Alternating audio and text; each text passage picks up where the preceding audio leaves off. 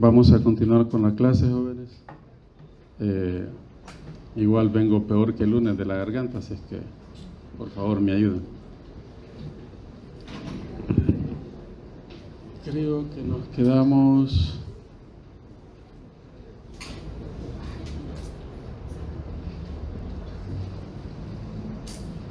Si ni habíamos empezado, creo yo. Acá nos quedamos.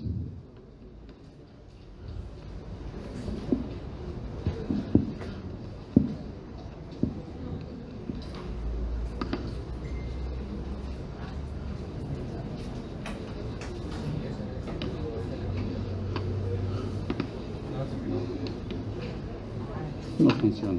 Bueno. Lo último que hablamos fue que tanto de influenza A como influenza B hay subtipos. Hay una gran cantidad de subtipos. Básicamente, si solo nos enfocáramos que la salud humana se correlaciona con los virus que afectan al humano, pues nos enfocaríamos solo en estos, H1N1 y H3N2, y los linajes de influenza B, que es Victoria y Yamagata. Ya habíamos hablado que había clados, hubo un error, y de H1N1 pues hay varios clados, y este viene como ejemplo el clado 6B.1, más los subclados que puedan tener, ¿sí? No es que H3N2 tenga más subclados, sino que son ejemplos que se han puesto. Igual influenza B con sus linajes, igual tienen subclados, ya los clados y los subclados respectivos, excepto Yamagata, que como pueden ver pues solo se ha dado su linaje y los clados, ¿de acuerdo? Y creo que lo último que aclarábamos es que en el caso de influenza B, vamos a hablar de influenza A, hablamos de subtipos, ¿sí? ¿En base a qué hablamos de los subtipos? A todos les veo en la boca que dicen la respuesta correcta. Y la neuraminidasa, ¿verdad? Entonces, sin embargo, ya para influenza B, a pesar de que tiene siempre hemaglutinina y neuraminidasa, ya no hablamos de subtipos, sino de linajes. Ahí nos habíamos quedado y hoy queda aclarado lo de la clasificación. Entonces, solo son ejemplos y ahí está los que más pueden afectar al humano.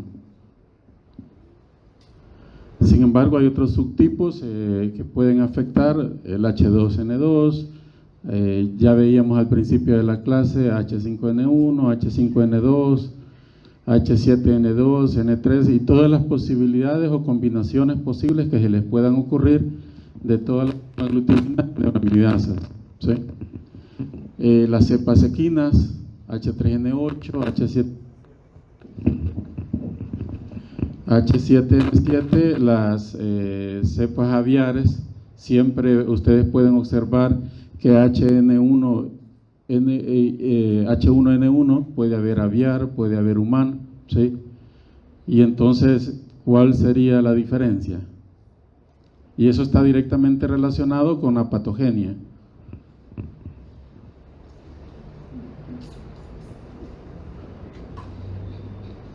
Bueno, como lo imaginé, por eso son las siguientes diapositivas, que vamos a ver a qué se debe que, por ejemplo, haya H1N1 humano y H1N1 aviar y porcino y todas las posibles especies, incluso del ganado vacuno, que no está incluida acá, porque esa es información reciente, recién este año se empezaron a describir que cepas no vacunas de influenza aviar y humana podían afectar al ganado. Ya es algo reciente y es algo que viene a complicar la ecuación respecto a influenza. Y hablábamos del cerdo, ¿sí? Que sí, de él sí ya se tenía la información que es un huésped donde puede darse el fenómeno de recombinación, porque sus receptores celulares pueden unirse a diferentes virus de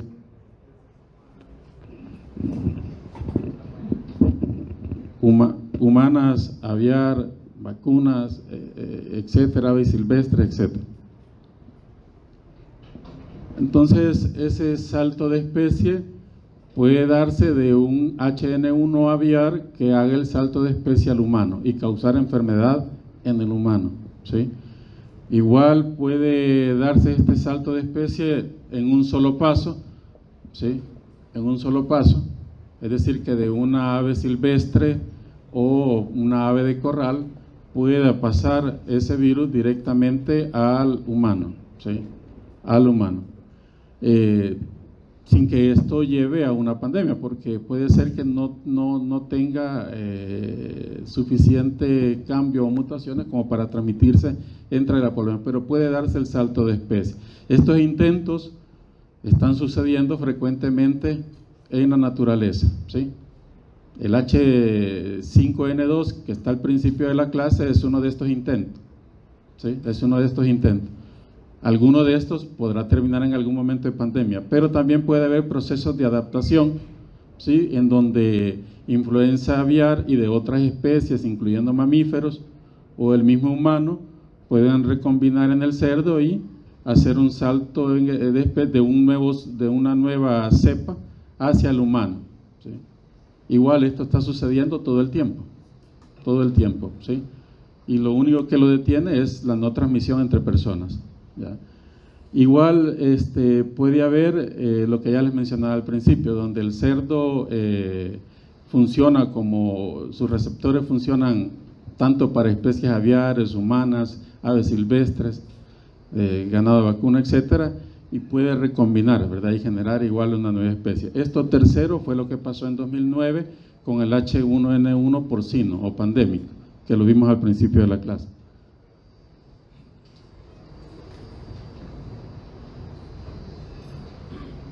Entonces, ¿a qué se debe esos cambios que podamos tener, por ejemplo, H1N1 porcino o aviar que pasen al humano, ¿ya? Y de humano al cerdo, a las aves, etcétera? Porque es bidireccional el paso y no siempre sucede, ¿sí? Entonces, hay dos cosas que vimos en la clase del ciclo pasado, y la primera son las mutaciones, y parte de las mutaciones tiene que ver con el repertorio de receptores, ¿sí? Entonces, una de las mutaciones es la variación antigénica, se da sobre todo en influenza A, es la que se da con más frecuencia cada vez que el genoma se replica, suceden mutaciones y el virus pues no tiene, la polimerasa viral no tiene reparadores, entonces esos errores pues van quedando virus y eso puede o no darle alguna ventaja evolutiva al virus. Es menos frecuente con influenza B, pero sí se da y no se describe para influenza C. Entonces, veíamos el ciclo pasado el drift y chis antigénico, se lo voy a volver a preguntar, ¿sí? Y el drift antigénico son cambios pequeños, puede ser la sustitución de un nucleótido, ¿sí? O dos nucleótidos, pero en general son cambios pequeños, ¿ya? También puede ser la incorporación de un nuevo nucleótido, ¿sí?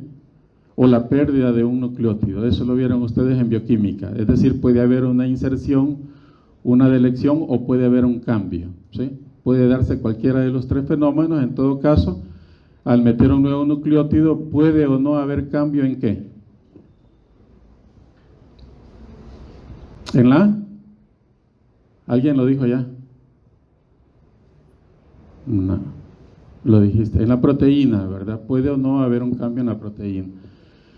Entonces, normalmente, realmente estas mutaciones pueden afectar todos los productos génicos del virus, pero afecta principalmente a la hemaglutinina y a la neuraminidasa, ¿sí?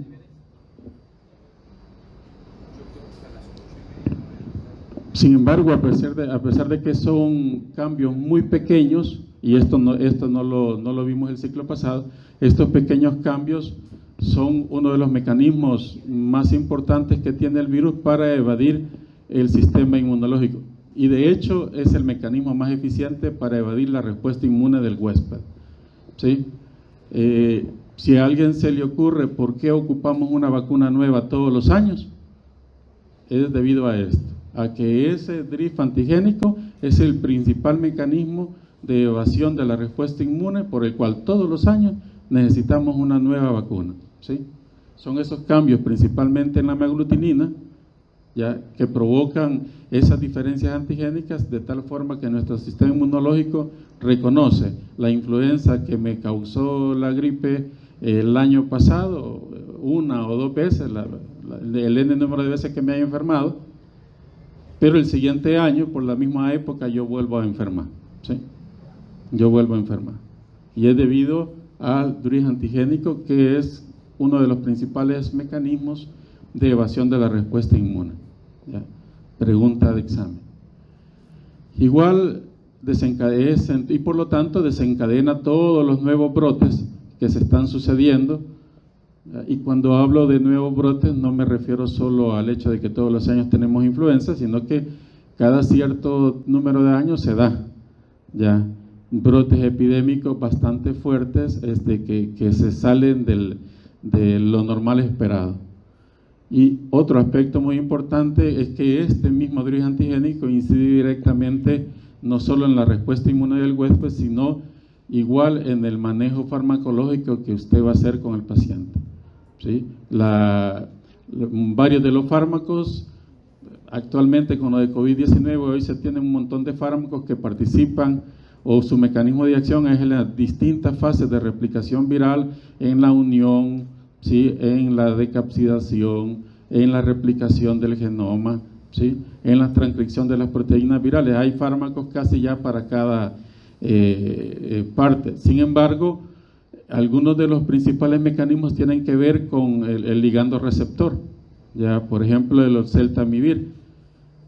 Se pensó que cuando salió ese fármaco, ya hace tiempo, ya hace más de 20 años, hace más de 2 décadas, ya teníamos ganada la batalla contra la influenza, pero no, porque hasta ese momento se hablaba de mutaciones solo de resistencia solo en bacterias, ¿sí? Y hoy ya se sabe, junto con los estudios del VIH, de que también los virus presentan resistencia o pueden generar resistencia a los antivirales. Y uno de los mejores ejemplos es la resistencia de la influenza generada en contra del oseltamivir, ¿sí? Ya hoy realmente siempre sirve, pero menos que al principio. Si a usted lo infecta un subtipo, una variante con resistencia a oseltamivir, pues no le va a hacer absolutamente nada. No digamos con COVID, salían fármacos y a los 6 meses ya el fármaco ya no mostraba la misma eficacia que mostró al principio. Adivinen por qué es. Por las mutaciones, ¿verdad? Esos pequeños cambios que también influenza, también SARS-CoV-2, perdón, sufre. ¿Claro hasta aquí, jóvenes? Bien, eso ya lo vimos, eso lo vimos en la diapo anterior, no la vamos a discutir, lo vimos el ciclo pasado. El siguiente cambio es el shift antigénico o variación antigénica mayor, cambio mayor, ¿sí? Y es un proceso de recombinación, ¿sí? Vimos que el drift afecta tanto a hemaglutinina y neuraminidasa y realmente a cualquier producto proteico del virus. Igual el shift antigénico podría afectar a cualquier producto del virus, pero afecta principalmente a la hemaglutinina, ¿sí? A la hemaglutinina. Y hablábamos al principio que eso tiene que ver con el repertorio del huésped, incluso dentro del mismo huésped, el repertorio de las células por el cual va a tener tropismo. Entonces, la recombinación que presenta el virus de la influenza es un tipo no clásico de recombinación. Recordemos, al principio veíamos que influenza tiene un genoma segmentado y ya imagínense ustedes el cerdo, siempre vamos a poner de ejemplo al cerdo, que una de sus células se ve infectada por influenza H1N1 humana, H3N2 aviar y por allí H5N1 aviar o de alguna ave silvestre, ¿sí? Imagínense todos esos segmentos en esa célula del cerdo. Al momento de ensamblarse, el virus no sabe cuáles segmentos son los que le corresponden, ¿sí? Y por lo tanto puede empaquetarse un virus con segmentos de influenza aviar, con influenza humana, de ave silvestre, y generar un nuevo virus por un proceso de recombinación, ¿sí? El requisito es que esos virus infecten una misma célula, ¿sí? El resultado de ese proceso es que una nueva cepa viral pues infecte a los huéspedes susceptibles. 2009 se dio ese fenómeno, se dio en el cerdo, el ejemplo que les estoy poniendo, y pues le pusimos gripe porcina a esa influenza, que de porcina tenía poco porque realmente era influenza aviar, influenza humana, influenza aviar asiática, y por ahí tenía una influenza porcina de linaje norteamericano, ¿sí? Aunque como les dije en la clase, en Estados Unidos se le echó la culpa rápido a México, ¿verdad? Pero realmente se demostró que venía de Estados Unidos. Esa nueva, ¿qué pasó, chicos? Ah, sí. Sí, pues siempre nos quiere, ¿cómo es que el dicho? Al gato más seco, ¿cómo le pasa? Al perro más seco le pegan las pulgas.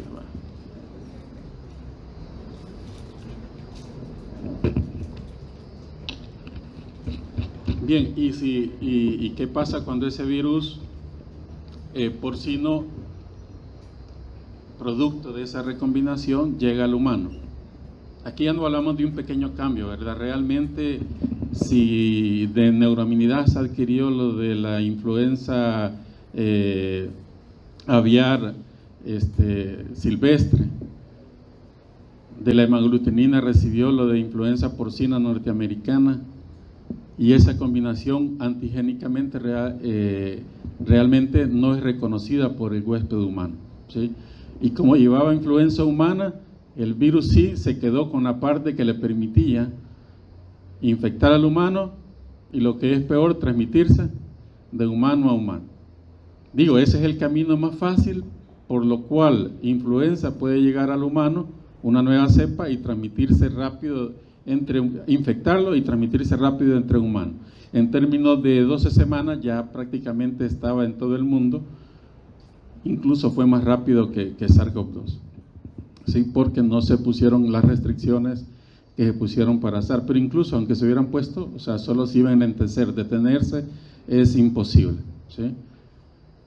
Es imposible. Entonces, ese es el requisito para que se den los procesos de la pandemia.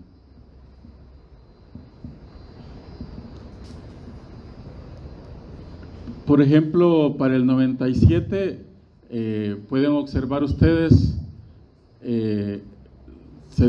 teníamos el H3N2, se dio un cambio en esa cepa que se había aislado en el 97, y en el 98 se dio un brote con esa misma cepa H3N2 por cambio por esos pequeños cambios en un solo nucleótido, ¿sí?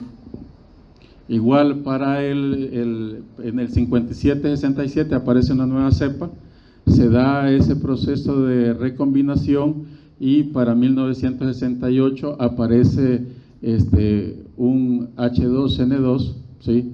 Que derivaba de H3N2, pero que sufrió proceso de recombinación y generó un brote epidémico. Realmente hubieron casos en todo el mundo, pero generó un gran brote en Asia, ¿sí? Realmente fue una pandemia, pero para esos días no se documentaba tanto como ahora.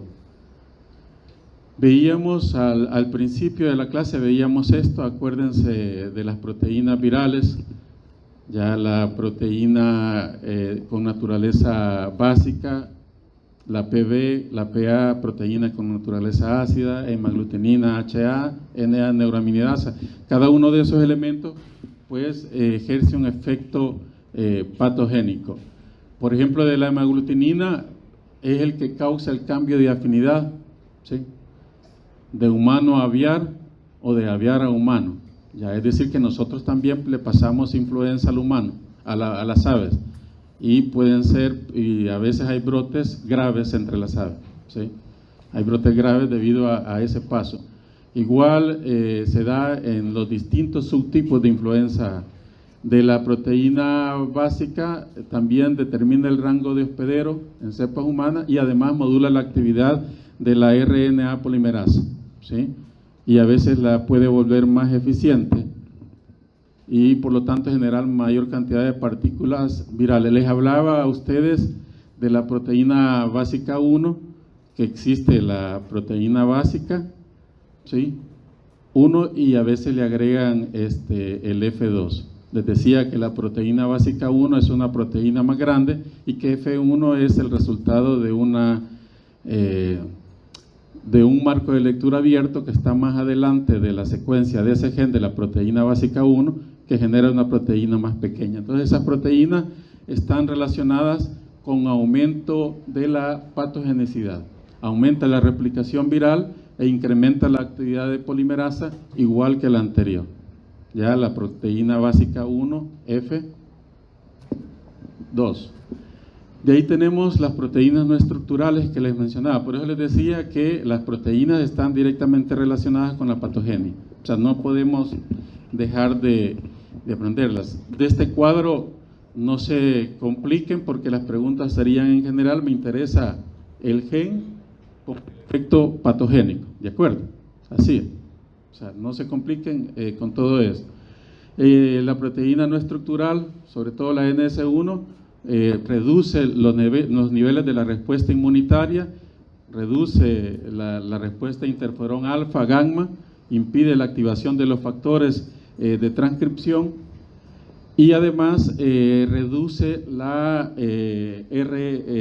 y bloquea la producción de RNA mensajero celular.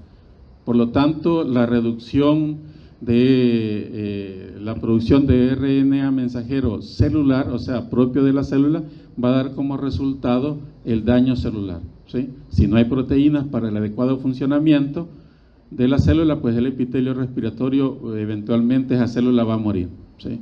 Y es un daño directamente provocado por la proteína NS1. ¿Por qué lo hace el virus? Porque hace que toda la maquinaria enzimática de la célula se vaya en dirección a producir sus propias proteínas y no las del huésped, ¿de acuerdo? Y por último, la neuraminidasa, que ya veíamos que estaba relacionado con la resistencia a oseltamivir. ¿Se acuerdan qué hacía la neuraminidasa? ¿No se acuerdan? ¿Cómo no? ¿Sí se acuerdan? ¿Se acuerdan que la neuraminidasa estaba escondida cuando el virus se iba a unir a la célula huésped? Sale la neuraminidasa para pegarse, para unirse, queda escondida, pero cuando se produce, la neuraminidasa es la encargada de que el virus se despegue de la membrana de la célula huésped. Si no, se queda el virus unido y no puede ir a infectar a otra célula. Entonces el oseltamivir bloquea esa acción y por lo tanto el virus se queda pegado a la célula.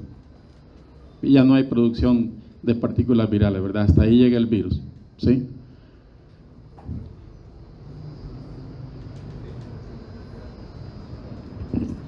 Veíamos también que la hemaglutinina se une a ¿cuáles receptores? A receptores de ácido oxálico que se unen a galactosa, unidos a galactosa por enlaces alfa-2, 6. ¿Sí? Alfa-2, 6. Sin embargo, dentro de nuestras células no es el único enlace que puede haber entre ácido oxálico y galactosa. Ya, también puede haber otros tipos de enlace, como el alfa-2, 3, pero es más frecuente en otras especies, como por ejemplo el mismo ácido oxálico ligado a galactosa, ligado por enlace alfa-2, 3, se ve en cepas equinas. ¿sí? Pero igual dentro del mismo organismo, el mismo huésped, existen esos tipos de enlace entre ácido oxálico galactosa, y eso juega un papel fundamental también en la patogenia y en la afectación o tropismo celular, como lo vamos a ver a continuación. Por ejemplo, aquí vemos un cambio pequeño, puntual, solo cambió un aminoácido, ¿sí? Quiere decir que solo hubo cambio en un codón, ya en una tripleta, ustedes se recuerdan de bioquímica. Entonces aquí hubo un cambio en un solo aminoácido, ¿sí? El D es ácido aspartico, aquí se los puse. Yo no me los he logrado aprender todos, o sea que tampoco, pero ustedes pueden aprenderse. ¿Saben las iniciales de cada aminoácido? ¿Se las aprendieron? ¿Quién me los dice? Vaya. Pues yo tampoco me los aprendí, pero apréndanselo. Entonces D es aminoácido aspartico. Entonces en el aminoácido 222, la hemaglutinina, vean, porque esto les va a dar una gran explicación de una pregunta que les va a hacer su paciente. ¿Ya?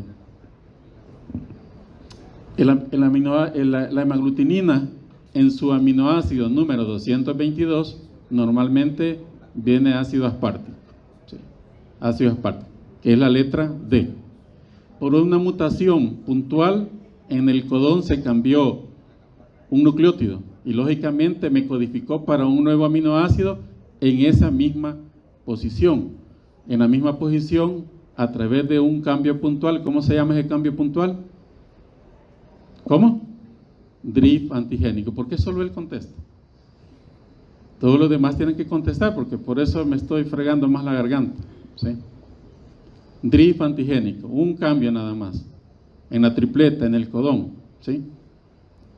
Entonces se cambió ácido aspartico, que estaba en la posición 222, y en vez de eso, esa mutación generó que ese nuevo codón sí codificaba para un nuevo aminoácido. Acuerden que el cambio puede darse, pero puede codificar para el mismo aminoácido. En todo caso, no va a haber cambio en la proteína. Pero ese cambio sí me generó que en vez de ácido aspartico se incorporó glicina en la posición 222. Eso parece un pequeño cambio, pero juega un papel fundamental, por ejemplo, en la presentación clínica de la influenza, ¿sí? Resulta ser que estando el ácido aspartico en la posición 222, que es la región activa de hemaglutinina, es la región activa de hemaglutinina para unirse al receptor en su célula huésped, ese ácido aspartico se unía a ácido oxálico galactosa con enlace alfa-2,6, que es abundante desde las fosas nasales hasta la faringe, ¿sí? Y entonces, si me infecta esta variante, ¿sí?, ¿qué sintomatología voy a presentar? Una sintomatología de vías aéreas superior, ¿sí? Superior. Pero esa misma influenza con esa mutación, ya con la glicina en la posición 222, tiene mayor avidez por ácido oxálico con enlace alfa-2,3, que es más abundante en los pulmones. Entonces, cuando me infecta esa influenza, ya que es la misma influenza, pero con una mutación, va a tener mayor predilección por los receptores de ácido oxálico, pero que están en vías aéreas inferiores. ¿Qué va a pasar con este paciente? Va a tener un cuadro, ¿ya?, de vías aéreas inferiores, y muy probable un cuadro de neumonía viral, ¿sí?, un proceso tóxico inflamatorio que lo puede llevar a la muerte, ¿sí? Entonces, ese es el motivo por el cual hay tipos de influenza, ya asociados a los factores del huésped, lo que les enseñan en, ¿cómo se llama? Los factores del huésped, medio ambiente y todo eso, ¿dónde les enseñan eso? Que sí, efectivamente juegan un papel importante, pero asociados a esos factores del huésped, los factores o el efecto patogénico de las mutaciones virales juega un papel importante sobre el desenlace del cuadro, ¿sí? Así es que si ustedes tienen pacientes con influenza, pueden ver pacientes con influenza que tienen un cuadro superior, pueden ver pacientes con influenza que les van a llegar y les van a decir, no, solo como un día, 2 días tuve congestión, pero ahorita vengo cansado.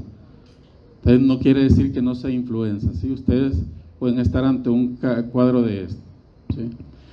¿Y eso se puede dar de una variante que ande circulando entre la población? Claro que sí, puede darse de forma espontánea. Acuérdense que esto está sucediendo todo el tiempo. Entonces, de los subtipos va a depender la patogenia, ¿sí? ¿De cuáles subtipos? De todos los que ustedes se puedan imaginar que ya estuvimos viendo, ¿sí? Así que si bien es cierto que influenza H1N1, pandémica estacionaria, que hoy se toma como lo mismo, y de H3N2, que son las que están circulando y afectan al humano, no necesariamente solo eso nos puedan afectar. Ya en algún momento pueden ser los otros subtipos que ya mencionamos. Ese daño al epitelio, ¿sí?, provoca anormalidades en el trabajo de los cilios. Acuérdense que los cilios son los encargados de barrer el moco hacia arriba, ¿sí? Y en ese moco también tiene una función importante en el atrapamiento de partículas de polvo, de bacterias e incluso otros virus, ¿ya?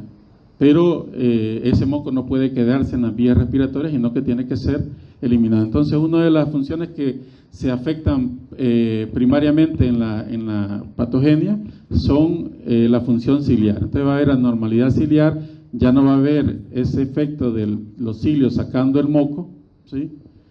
Va a haber interferencia con ese mecanismo de limpieza, va a haber anormalidades estructurales en todo el epitelio, sea que afecte vía aérea superior o inferior, pero lógicamente si afecta vía aérea inferior, imagínense toda esa secreción inflamatoria más el moco acumulándose en las vías aéreas inferiores, ¿sí?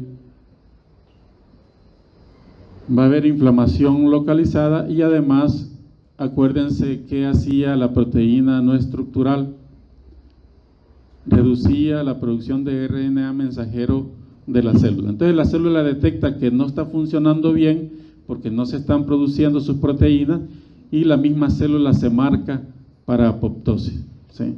Entonces eso empieza a suceder en todo el epitelio y se daña todo el epitelio, sea de vía aérea superior o inferior o ambas, ¿sí?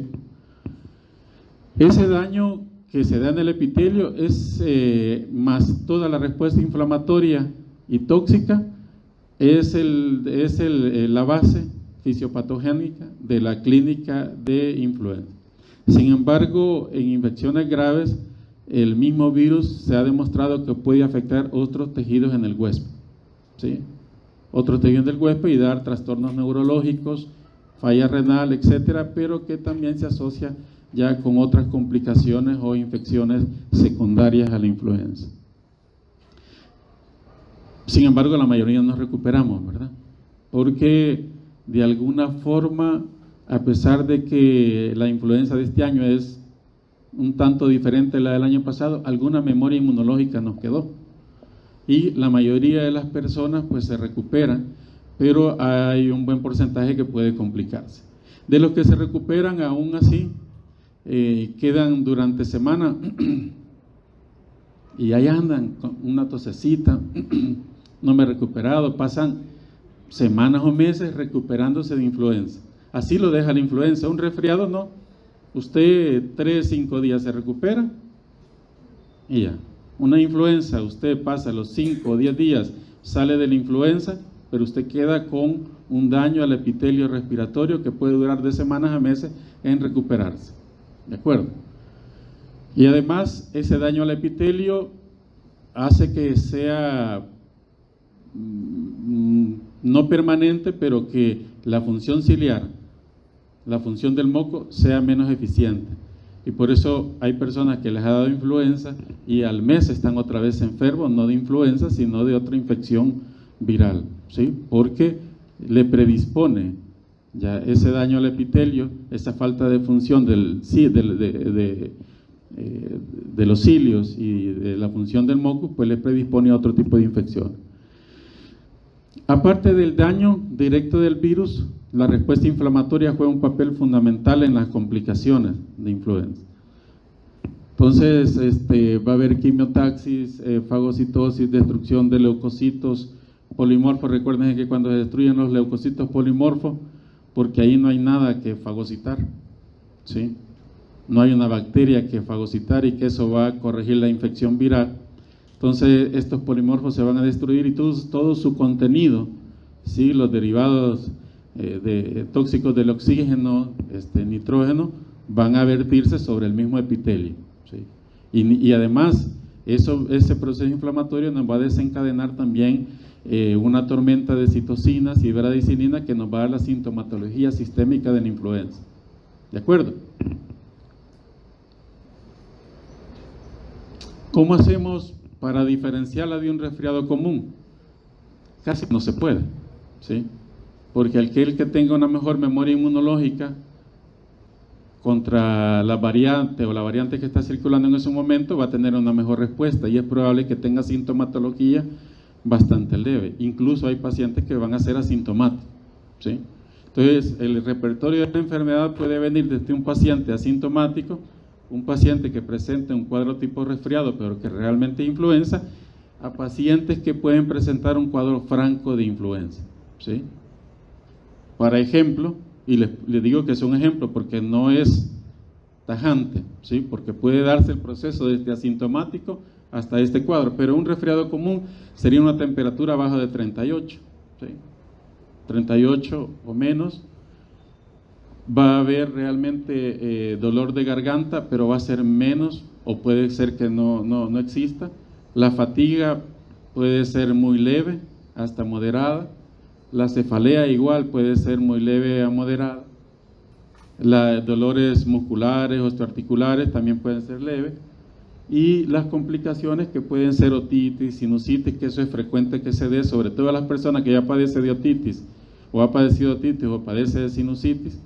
Cuando le da resfriado, pues se vuelve a complicar con eso. También las personas con asma, hiperreactividad bronquial, pueden complicarse con un resfriado común, pero esa es la historia del resfriado común. La mayoría, pues sale con, ¿qué compran en la tienda?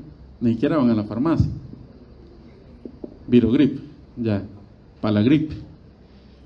Bien, pero, ¿qué pasa si me infecta un virus de la influenza? Ya. Y me da un cuadro realmente franco. Mi respuesta inmunológica no pudo neutralizar el virus, ya tenía muy poca respuesta. Puede ser que el año pasado ni siquiera me infecté y eso también, o sea, es bueno infectarse de gripe de vez en cuando porque eso le permite al sistema inmunológico mantenerse. Entonces le da un cuadro que va a ser de presentación abrupta, ¿sí? La fiebre va a ser de 39 grados a más, ¿sí? Va a haber una cefalea intensa.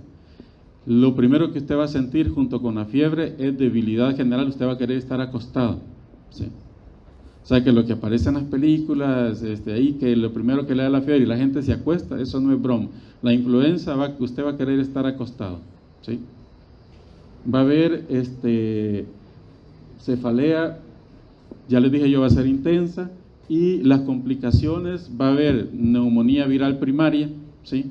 Sobre todo de tipo intersticial, pero también puede haber una neumonía bacteriana sobreagregada, ¿de acuerdo? Que todavía va a llegar a afectar al paciente. Puede haber un síndrome de insuficiencia respiratoria, ¿sí? Y choque, ¿sí? El paciente puede morir. Sucede esto, claro, todos los años hay millones de fallecimientos por influenza. Lo que pasa es que vino la pandemia del COVID y todo el mundo con COVID. Influenza sigue matando grandes cantidades de personas a todo el mundo. Igual, incluso en nuestro país. Lo que pasa es que ya ven que el cuadro se complica con neumonía, ¿verdad? Entonces muchos pacientes, sobre todo personas que tienen enfermedad de base, pueden fallecer por influenza, pero su diagnóstico no siempre se realiza, ¿sí? Los datos de alarma, cuando la fiebre está arriba de 39-40 y sobre todo si se presenta en niños, pues es un dato de alarma. Dificultad para respirar, taquipnea y todos los que están ahí. El paciente ya no quiere comer, ya hay diarrea, vómitos persistentes, es decir, tenemos a una persona complicada, puede haber convulsiones y esta persona las posibilidades de desenlace fatal pues es alta, ¿sí? Entonces ante estas síntomas de alarma, usted lo primero que tiene que hacer es ingresar a ese paciente, ¿sí? Porque este paciente necesita atención intrahospitalaria, no ambulatoria, ¿sí? ¿De acuerdo? O sea, no van a ir a mandarle a comprar para la gripe, ¿verdad? No le va a funcionar, ¿sí? No le va a funcionar. Y el oseltamivir funciona si se da al principio de la infección, ¿sí? En las primeras 24 o 48 horas del inicio de los síntomas. Cuando el paciente ya está complicado, oseltamivir tampoco ya no ejerce ningún efecto. Las personas con riesgo de presentar complicaciones ya las fui mencionando, niños, ¿sí? Adultos mayores de 65 años, no sé de dónde sacaron cabalito la edad. Yo creo que la edad la sacaron de la conveniencia del uso de la vacuna, más que esa sea la edad, porque puede ser que alguien de 50, 45 presente esa complicación. O sea, tiene mayores posibilidades que un joven, aunque no siempre es así. Personas que se encuentran convalecientes, o sea, que han padecido de otra enfermedad, y esto es general para todas las infecciones. Si usted está convaleciente ya, o tiene secuelas de otra infección, sobre todo si es respiratoria, influenza puede complicarlo. Las mujeres embarazadas, ya, y varias semanas después del parto, aquí se pone 2, ya las mujeres embarazadas y todavía después del parto son personas con riesgo. Países con sistema personas con sistema inmunitario debilitado, ¿sí? Debe de tomarse como personas de riesgo, y las enfermedades crónicas que les mencioné, hipertensos, cardiópatas, neumópatas, pacientes renales, ya, pacientes con hepatopatías, todas esas personas se pueden complicar. Y la obesidad, ya, es un factor de riesgo, o sea que prácticamente las mismas complicaciones que para COVID, factores de riesgo que para COVID-19 son los mismos factores de riesgo que para la influenza. Entonces, pregunta de examen.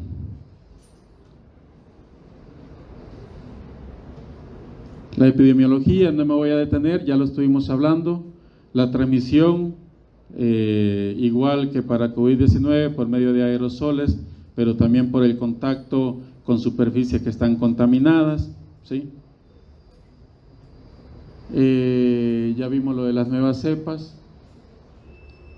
Y las pandemias nos han enseñado que, si bien es cierto que factor de riesgo, por ejemplo, sea personas mayores de 65 años, las variantes de influenza han demostrado que son impredecibles, ¿sí? Que son impredecibles. Estos son ejemplos de pandemias provocadas por nuevas variantes. En el 18 del siglo pasado, la H1N1 provocó la influenza, la gripe española, mal llamada gripe española, y otra vez venía de Estados Unidos. Claro, eso se descubrió casi medio siglo después, porque para la época que sucedió no había la tecnología para determinarlo. El H2N2 provocó la gripe asiática en el 57, 4 millones de muertes, pero vean la del 18, fueron 100 millones de muertes. Para esa época estaba la Primera Guerra Mundial y provocó más muertes que la Primera Guerra Mundial, y fueron soldados estadounidenses los que llevaron el virus de Estados Unidos a Europa. En el 68 otra vez aparece la gripe de Hong Kong, realmente fue una pandemia, hubo casos en todo el mundo, hubieron de 2 a 5 millones de fallecidos. Y aquí viene lo que les mencionaba. Vean las distintas pandemias. La de 1918, que estaba en anterior, afectó a adultos jóvenes. O sea, la influenza asiática del 58 afectó niños. La influenza de Hong Kong, todos los grupos de ahí, jóvenes, que todo ahí, no hubieron jóvenes que andaban así sacando el pecho ahí en el súper sin mascarilla como con COVID, ¿verdad? Y que después, como les dije, le llevaron el virus a la abuelita y la mataron. La de 2009, 2010, que es la gripe porcina, adultos jóvenes. Adultos jóvenes. Y la influenza estacional, que hoy es la misma, ya que la influenza pandémica, niños y adultos mayores, ¿sí? Entonces vean que a pesar de que se ponen las poblaciones de riesgo, el virus de la influenza es impredecible y puede afectar a distintos grupos poblacionales. De hecho, a pesar de que es un factor de riesgo ser mayor de 65 años, no me gusta esa edad así tan puntual, los que más se complicaron en la pandemia de 2009 fueron adultos jóvenes y no los adultos mayores. Porque uno puede decir, no, pues infecta más adultos jóvenes, pero quienes se mueren son los adultos mayores. No, quienes más se complicaron fueron los adultos jóvenes, ¿sí? Los adultos jóvenes. Otro aspecto muy importante es esto que está acá. Miren, el número reproductivo estimado para las distintas variantes de las pandemias. Vean que el R0 es de 1.5 a 1.8 en el caso de la de 1918. Y para la de 2009, la influenza porcina fue de 2.0 a 2.6. Ya. O sea, digamos que es una moderada infectividad la que tenía, ya que ese número lo que nos denota es el número de personas que van a ser infectadas con seguridad, o sea, la probabilidad que eso se dé a partir de una persona infectada. Ya es decir, que con seguridad, por una persona infectada, iban a haber casi 3 nuevos casos, ¿sí? Secundarios a esa persona. Veíamos en la clase de sarampión. ¿Quién le dio sarampión el siglo pasado? No se lo dio. No, ¿verdad? No, pues no lo sabe. Por ejemplo, el sarampión, un solo caso de sarampión puede provocar de 12 a 18 casos, ¿sí?, infectados. Entonces vean que el R0 del sarampión es mayor que el de la influenza. ¿Cuál era el de COVID? Parecido al de la influenza de 1918. ¿Sí? Entonces, para eso nos sirve el R0, para estimar cuántas personas se van a infectar a partir de un caso infectado. La influenza A pues causa epidemias cada 2 a 3 años, la influenza B cada 4 o 5 años. ¿Sí? La diferencia es que las epidemias de influenza A pues son más graves y las de influenza B pues son tanto menos graves. Ya les mencionaba que en el caso de la gripe porcina en 2009, de 3 a 6 semanas ya había afectado al 10% de la población, ¿sí?, mundial. Eso ya lo vimos. ¿Y cuál va a ser la próxima pandemia entonces? ¿COVID o influenza? ¿Ah? Lo muy probable es que sea influenza. Entonces, ¿qué requisitos se necesitan? Baja inmunidad en la población, ¿sí?, y que aparezca una nueva cepa para la cual la población no tenga inmunidad, ¿sí? Y eso se ha dado, sí, un montón de veces, ¿verdad?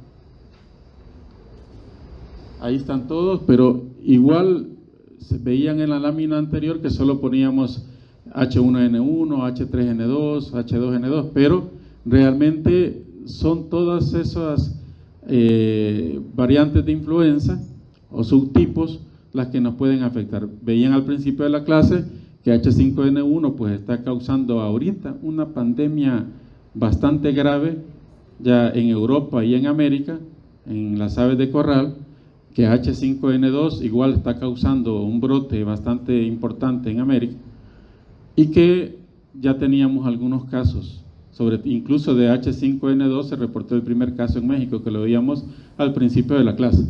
Entonces, igual H7N9 está causando casos en aves de corral, aves silvestres, y en algún momento pues puede afectar al humano, ¿sí?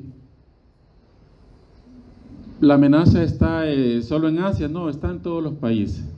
¿Quién me dice qué es esa foto de arriba? ¿De qué? ¿De qué? ¿El volcán? Debe ser el de San Miguel, ¿verdad? No. Es la laguna del Jocotal. Traje esas fotos porque El Salvador igual es un camino para gran cantidad de aves silvestres migratorias, ¿sí? Y entonces, en estas aves silvestres migratorias circulan virus de la influenza que se dividen en dos grandes grupos. Esa va a ser pregunta de examen. ¿Ya? Las formas de baja incidencia patógenas, ¿ya? Y las formas altamente patógenas de influenza aviar, ¿sí? De influenza aviar. En el caso de H5 y de H7, pues no todos, pero algunos están clasificados como altamente patógenas, ¿sí? La mayoría de H5 y H7, pues por el momento son de baja patogenicidad. Y cuando una variante altamente patógena infecta a las aves silvestres o incluso a las aves de corral, en 24 a 48 horas ese animal está muerto, ¿sí? Sin embargo, igual que en los humanos, hay aves que pueden ser asintomáticas, ¿ya? Y por lo tanto, cuando uno va a esos lugares, igual uno puede correr el riesgo de infectarse. Entonces hay aves que pueden ser asintomáticas. Igual dentro de las aves de corral vamos a ver todos muertos y unos vivos, ¿ya? Pero no quiere decir que no estén infectados. Por eso, ¿qué es lo que se debe de hacer cuando se infectan las aves de corral? ¿Qué es lo que se hace? Y les traigo todo esto porque normalmente pensamos que las medidas de prevención y control están dirigidas al humano. Y las principales medidas de prevención y control de influenza, y sobre todo para prevenir una pandemia, están enfocadas en la influenza de aves de corral, animales de corral y en las aves silvestres. O sea, la vigilancia epidemiológica que se está haciendo es con el objetivo de detectar a tiempo una nueva variante y evitar que se dé una pandemia entre humanos, ¿sí? Y por eso es importante la vigilancia epidemiológica, sobre todo de esas variantes de baja y alta patogenicidad, ¿sí? Entonces, esas influencias, la circulación es bidireccional, tanto de aves silvestres a aves de corral. A las aves de corral pueden infectarse con variantes humanas que pueden pasar a aves silvestres. O sea, todo ese flujo es bidireccional. Igual las aves silvestres pueden infectar a otros mamíferos, ya que pueden de igual forma ser un peligro para el humano. Entonces las medidas de prevención van o se enfocan bastante en el control de la influenza, tanto en aves de corral como a nivel silvestre. Y ustedes me dicen, ¿en la silvestre cómo? Pues los organismos de salud sanitarios, cuando detectan que hay en los lugares donde estas aves permanecen por ciertos periodos de tiempo, ven mortandad elevada, tienen que ir a examinar esas aves y hacerles las pruebas. Y aquí sí, se hacen las pruebas de biología molecular para detectar qué influenza les está afectando, ¿sí? Porque cuando empieza la mortandad en aves silvestres, no tarda en llegar a por ejemplo, los gallineros, ¿sí? Y cuando una de aves silvestres pasa a las aves de corral, ¿qué puede pasar? Mutación, ¿verdad? Mutación. Y a través de esa mutación, ese virus que tenía predilección por las aves de corral, ¿puede pasar a quién? Al humano, ¿sí? Entonces, por ejemplo, de H5N1 de alta patogenicidad, ya tenemos 864 casos en humanos y 156 muertes hasta 2022, ¿sí? O sea que ese fenómeno se está dando, ¿sí? Lo que sucede es que no ha logrado transmitirse de humano a humano. Entonces la vigilancia se hace, la prevención y control se hace a partir de esa, valga la redundancia, de vigilancia sanitaria en los animales silvestres y de corral. ¿De acuerdo? Así que pregunta de examen. Baja y alta patogenicidad. ¿Cuáles son las más frecuentes? H5N2 y H7, ¿sí? Aparte de eso, viene la prevención en el humano, ¿sí? Esa diapositiva está equivocada, no está equivocada, dice diagnóstico y prevención, ¿sí? La prevención en el humano. En el caso del diagnóstico, se puede hacer cultivo celular y hacen cultivo celular en los países, por supuesto que sí, porque se cultiva en huevo, ¿sí? No cuesta, se cultiva en huevo y a partir de eso se pueden hacer otras técnicas diagnósticas, ¿sí? Puede haber también cultivos celulares en monocapa que puede utilizarse para rescatar mayor cantidad de virus y después hacer biología molecular. El gran problema de todo eso es la cantidad de días que conlleva y que no puede reproducirse en los laboratorios comunes, sino que se hace en laboratorios de referencia. Entonces, digamos que es inviable en nuestro país para el diagnóstico. También hay kit de cultivo celular rápido, ese es más viable y se tiene una respuesta de en 1 a 3 días, pero en 3 días puede ya estar complicado el paciente con una neumonía, o sea, no va a estar esperando el cultivo. Entonces eso también se queda limitado a laboratorios nacionales de referencia. Puede hacerse inmunofluorescencia directa o indirecta, ¿sí? Ahí el resultado lo podemos tener de 1 a 4 horas y ahí sí, efectivamente ya nos ayuda para el diagnóstico. Entonces, si tenemos un paciente que vemos que se nos puede ir, que se nos va complicando, hacemos el diagnóstico y detectamos influenza, pues lo más seguro es tenerlo con tratamiento intrahospitalario, ¿verdad? No necesariamente porque alguien dice, no, es que el médico me quiere ingresar para sacar dinero, no, ¿verdad? Hay casos que uno prevé las complicaciones y es preferible tener el paciente mejor en el hospital que tenerlo en casa. También podemos hacer PCR en tiempo real. Hay una PCR en tiempo real multiplex que detecta no solo influenza, sino que detecta influenza A y B, y además detecta virus sincitial respiratorio y COVID y SARS-CoV-2. Entonces hay una prueba de RT-PCR en tiempo real multiplex que me detecta de un solo de los 3 virus y además me detecta los subtipos de influenza, ¿sí? Los tipos de influenza, perdón, A y B. Y hay otros kits que de influenza A me puede determinar los subtipos, ¿sí? Puede determinar los subtipos. Y además existen, igual que para COVID, pruebas rápidas, ¿sí? Ya esas pruebas rápidas en menos de 20 minutos, ahí dice 30, pero realmente en menos de 20 minutos pues se hace la prueba y se obtiene el resultado. ¿Quiénes hicieron una prueba rápida de COVID? De la pandemia. Varios, ¿verdad? Entonces prácticamente el mismo tiempo. Sí, solo unos 3 levantaron la mano. Yo creo que todos se la han de haber hecho. La doctora se la hizo. Yo me la hice la semana pasada. No es broma, todavía no me la he hecho. Bien, los tipos de muestra, todas esas, ¿verdad?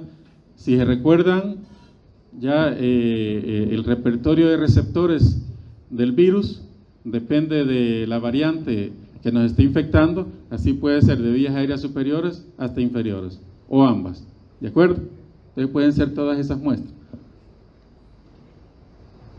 Y entonces la prevención es el diagnóstico. La prevención es una prevención bastante integral que va, ya lo mencioné, desde lo silvestre hasta la prevención de la transmisión entre la población con las medidas de bioseguridad y además a eso le agregamos la vacuna, ¿sí? ¿Cómo se manufactura la vacuna de la influenza? No es como la de COVID, ¿verdad? Que salieron laboratorios compitiendo y a ver quién ganaba y todo, ¿verdad? Y nos agarraron a todos como sujetos de experimentación, pero sí que ayudó a la pandemia, ¿verdad? Sí que ayudó. Pero lo normal es que estas vacunas pasen por un gran proceso, y en el caso de las vacunas de la influenza, eso sucedió ya hace varias décadas, ¿sí? Y hoy hay un sistema de vacunas de la influenza bastante importante a nivel mundial, tanto para humanos como para animales, ¿sí? Como para animales. Igual hay vacunas para H5N1, H5N2, o sea, ya se está preparado, o sea, esa vacuna ya se tiene, ¿sí? Pero no se le ponen a la población. Algunas se utilizan en aves de corral, pero ya están manufacturadas y se actualizan casi cada año, ¿sí? Por una posible pandemia. Entonces es probable que si da una pandemia de influenza, pues la vacuna la tengamos más rápido y no necesariamente ahí nos vamos a sentir como conejillos de India, ¿no? Que eso es una vacuna que ya está manufacturada. Para la vacuna actual, que se pone todos los años, Hay laboratorios en Atlanta, los CDC, en Londres, en Australia, ¿sí? En Japón, en China.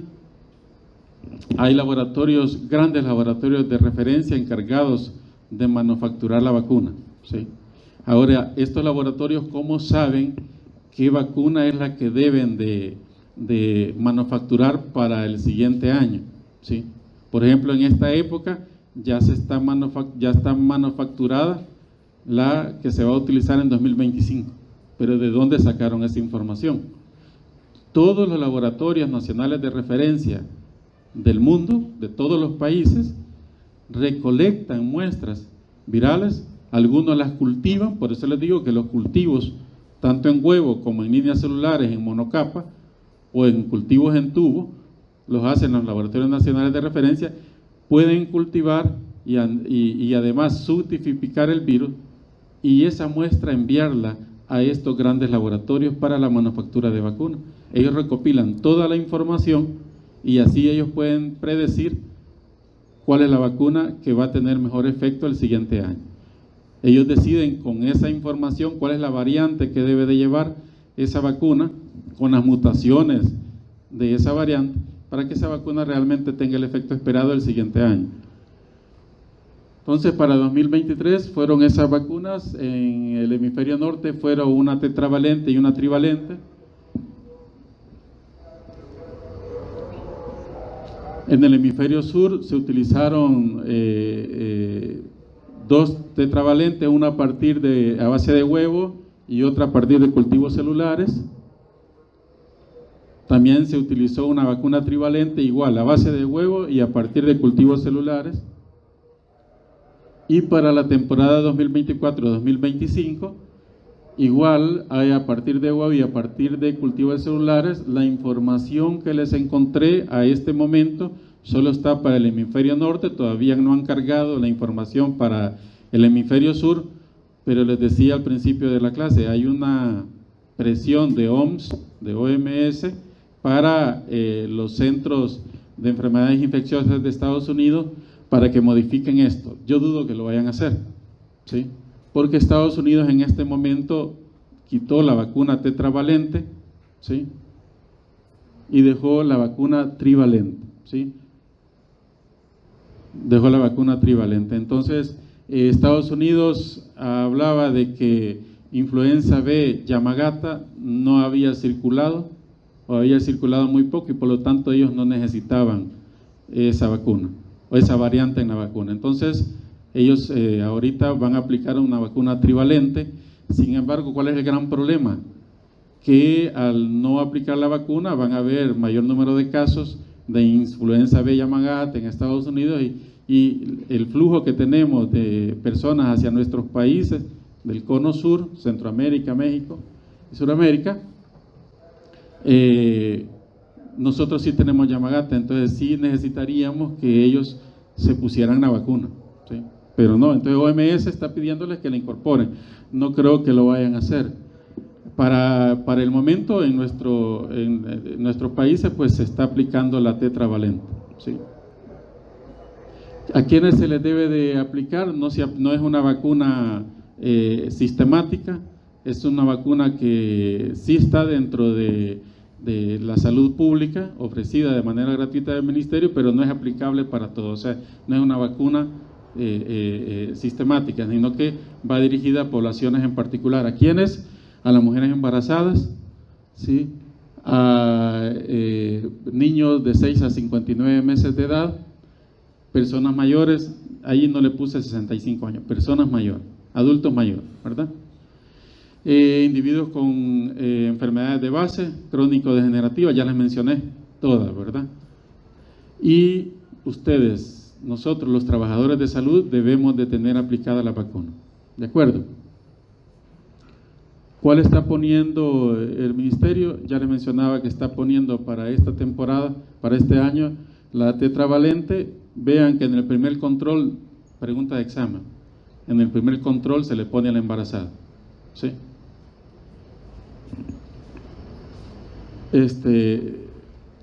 Y la otra se pone en los niños de 6 meses a 59 meses, como dice las directrices, y en los mayores de 60 años. O sea que los de 59, 58, pues ya, ¿verdad? Tienen que pagar la vacuna. La vacuna, por supuesto, se puede adquirir en lo privado, pero dependiendo del médico que se las ponga, puede ser de 50, 75 hasta $100, ¿sí? No todo el mundo tiene ese dinero, ¿verdad? Entonces, igual lo recomendable sería que todo el mundo, que todos nos pusiéramos la vacuna, ¿sí? Pero, pues lo que se espera es que nos infectemos todos para que logremos cierto grado de inmunidad para el siguiente año, sin necesidad de la vacuna, ¿verdad? Por supuesto, algunos se van a complicar. Imagínense, ahí dice 59 años, no, perdón, 60 años. Que el de 59 se puede complicar, por supuesto. En países como Europa y Estados Unidos es diferente, ¿verdad? La gente puede acceder a la vacuna de manera más generalizada. Hacemos un descanso, chicos, por favor, unos 5 minutos. Y vamos a empezar la clase de SARS.